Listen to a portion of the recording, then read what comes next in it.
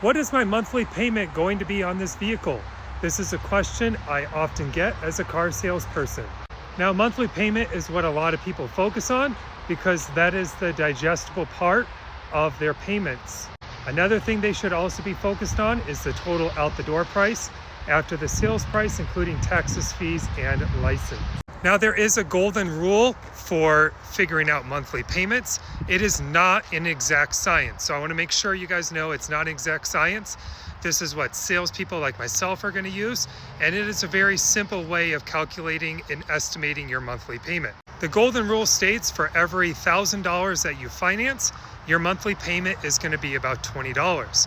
Now, this is for people with good credit, and they're getting an average interest rate.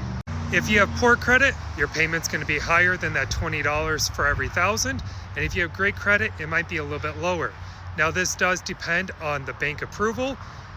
Dealerships are not the one that set the monthly price because we have to get the approvals from the banks. The way that I like to do this math is I think of every $5,000 financed is $100. Other people will do every $10,000 financed is a $200 monthly payment. I'm going to include a graph here for you so you can feel free to screenshot that, and that will be an estimate of your monthly payments. Again, this is not an exact science. Now, this is generally done on a 60-month loan.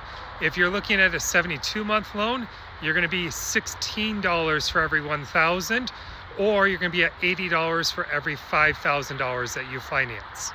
Obviously, if you go a shorter loan term than 60 months, your payments are going to be higher, but you might have a lower interest rate. This is also based off of average credit, so these are mainly going to be for used cars. If you're going with a new car, your interest rate might be much lower. For example, you might be getting like a 2.9% interest rate or a 1.9%, depending on manufacturer incentives. So sometimes if you're looking at like a $27,000 used car, it actually makes sense to move up to like a $32,000 new car for the same monthly payment. Hopefully you learned something. Follow for more car content and zoom into your next ride with Blake at 2 Mazda.